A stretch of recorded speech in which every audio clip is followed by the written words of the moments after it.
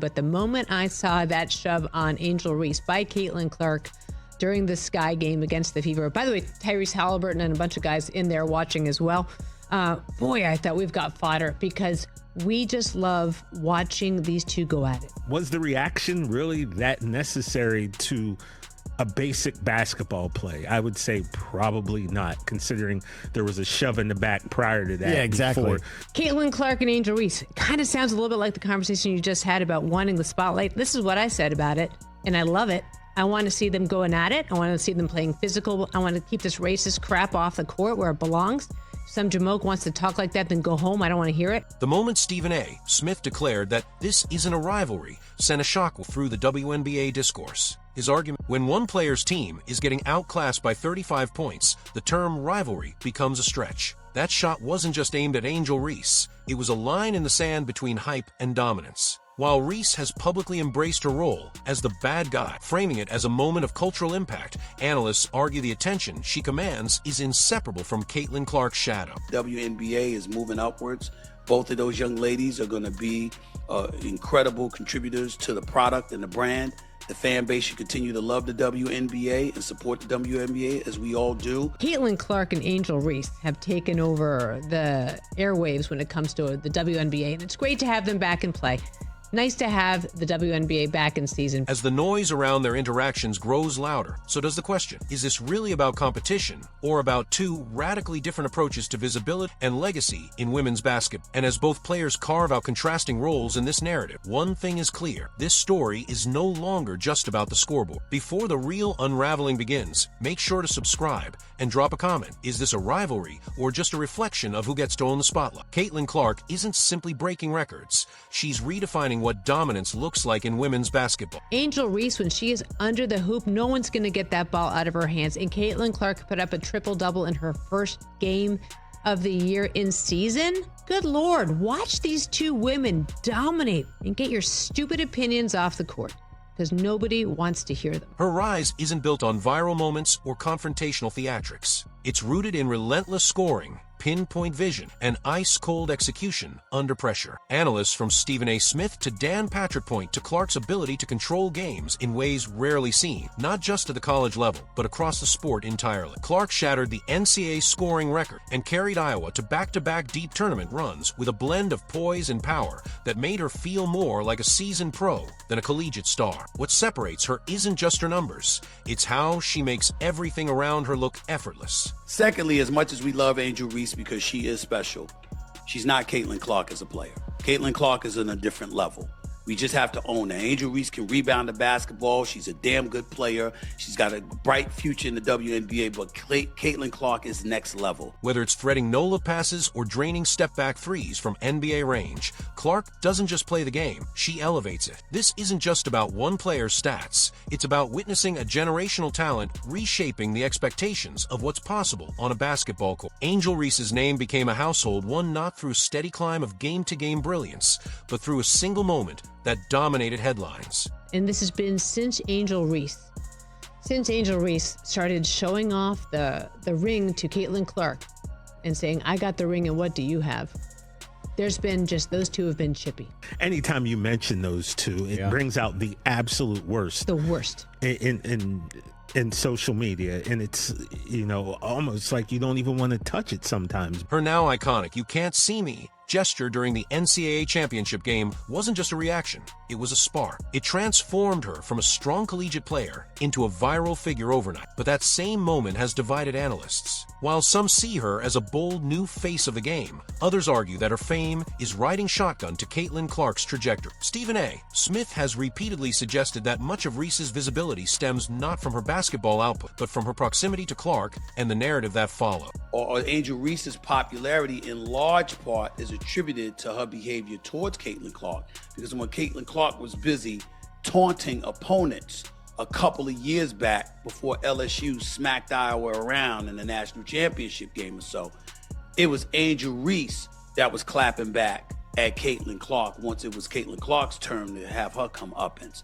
And that's what made Angel Reese famous. Her game isn't in question. She can rebound, defend, and score. But when legacy is measured by consistency and transformation of a sport, critics ask, is Reese building a basketball legacy or a media persona? The difference could define how history remembers this rival. Angel Reese isn't running from the villain label. She's sprinting toward it. In interviews, Reese has openly embraced the idea that she's the bad guy in women's basketball, claiming she'll go down in history. That's not a burden for her, it's a brand. She's weaponized criticism and transformed it into relevance, using controversy as fuel in an era where attention often trumps accolades. Why do you have to take out your anxiety on these two girls that are bawling? Leave it off the court. Cheer on these two women who are playing lights out. They are on fire. Her approach is calculated, deliberate, and polarized. Instead of focusing solely on dominance in the paint, she's chosen to dominate the headlines, framing herself as the unapologetic disruptor to the status quo. This self-styled narrative gives her control over the way she's portrayed, even if it means becoming a lightning rod. Critics question whether that image has outgrown her actual performance, but for Reese, the equation is simple. If being the villain means more eyes on the sport, she'll play the part. In her eyes,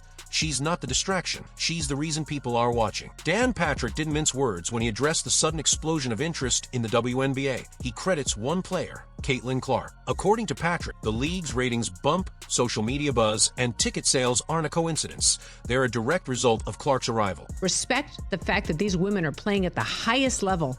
Appreciate the fact that we're seeing sponsors flocking to the WNBA. This is fun. This is what we want. This is what I want my kid watching. He likens her impact to Tiger Woods in golf, an individual force so compelling that the sport itself shifts in her presence. It's not just Clark's skills that draw viewers, he argues, but her magnetism, her fearlessness on the court, and her ability to make every possession feel like a must-watch moment. In contrast, Angel Reese's rise is viewed by Patrick as orbiting Clark's gravitational pull. She's relevant, yes, but because of the narrative Clark ignited. For Patrick, this isn't a rivalry, it's a hierarchy. Clark is driving the car. Reese is a passenger, even if she's riding in the front seat. First of all, it's not a rivalry.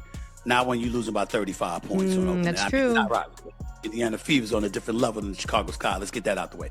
That said, watching them ball, bring it on. I love that we're all watching it. It feels like a little reminiscent of Bird and Magic. The uncomfortable truth, he suggests, is that Clark is the phenomenon. Everything else is a reaction. Bomani Jones took the conversation far beyond the hardwood when he peeled back the layers of race and perception in the Clark-Reese narrative. To Jones, the rivalry isn't just about points and rebounds. It's about who gets celebrated and who gets scrutinized. He draws a stark line between how Caitlin Clark and Angel Reese are perceived for the same actions. Clark's intensity, her glares, taunts, and swagger are labeled as passion, competitiveness. When Reese responds in kind, the narrative flips. She's called classless, aggressive, a sore winner. Jones doesn't stop there. He questions whether a black player could ever achieve Clark-level mainstream adoration in the same cultural moment, arguing that whiteness plays an undeniable role in how stories are told and athletes are mythologized. He isn't attacking Clark. He's interrogating the double standards that shape who gets to be America's darling. It's a sobering reminder that in sports, as in life, identity isn't just a detail, it's a dividing line. If it gets people talking, if it gets That's right. eyes on the product, then so be it. I hate what comes along with it.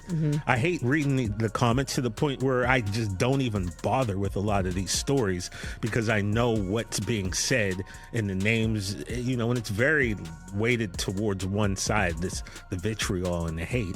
As the rivalry between Caitlin Clark and Angel Reese gains steam, Bomani Jones warns that the attention may be veering into dangerous territory. The headlines, debates, and online battles have started to eclipse the actual basketball being played. Jones describes the atmosphere around women's basketball as almost unbearable, not because of the talent on the court, but because the conversation surrounding it has become more about personalities and perceived slights than the game itself. Those two have been chippy, and a lot was made of it over the weekend, and it's gotten a little heated, I will say. The WNBA had to put out a statement because after the game and during the game, people were hurling racial epithets at Angel Reese. This has gotten very chippy and very controversial. What once was a compelling athletic matchup is now tangled in viral gestures, social media skirmishes, and cultural commentary. The sport, Jones argues, is getting buried under a tidal wave of takes. He fears that the WNBA's newfound spotlight, driven in large part by Clark's star power, risks being cheapened if the focus never returns to the fundamentals of the game. The fear isn't that people are watching, it's that they're watching for the wrong reasons.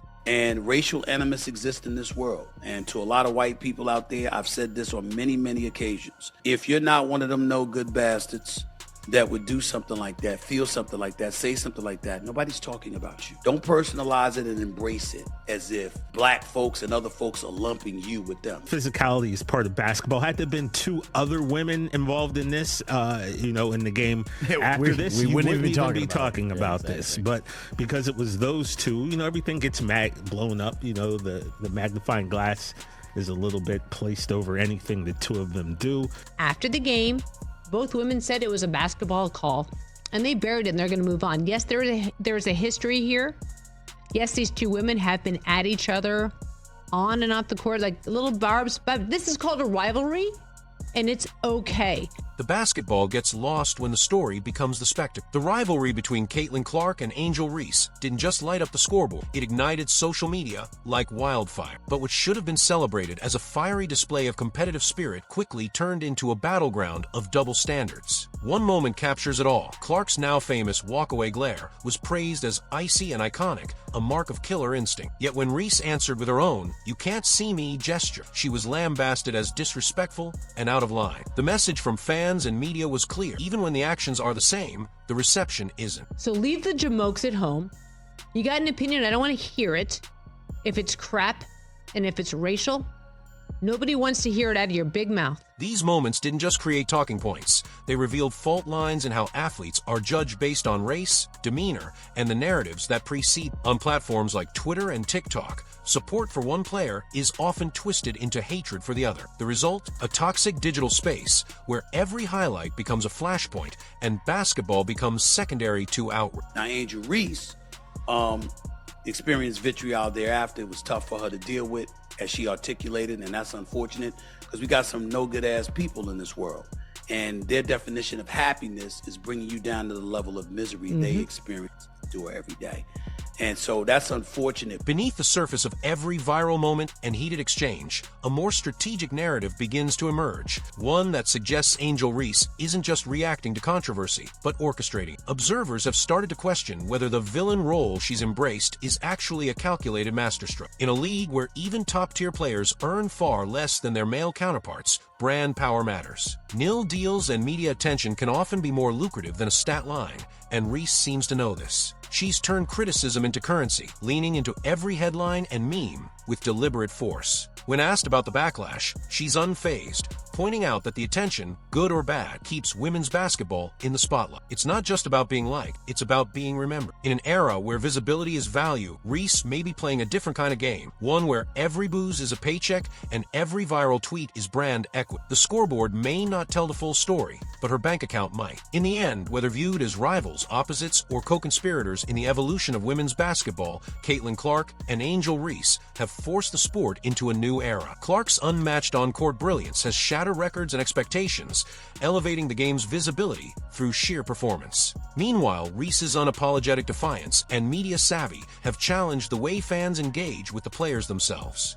Together, they've crafted a story that transcends wins and losses. Stephen A. Smith insists Clark is on another level, a once-in-a-generation athlete whose presence alone shifts the narrative of an entire league. Dan Patrick agrees, suggesting that Clark is the engine behind the WNBA's current momentum. But even critics admit that without Reese playing foil, the story wouldn't resonate the same way. Bomani Jones takes it further, exposing the deep cultural undercurrents, race, image, double standards that shape the public's reaction to both stars. This isn't just a rivalry, it's a referendum on who gets to define greatness. And whether it's Clark rewriting record books or Reese rewriting the rules of brand building, one truth holds: the game will never be the same.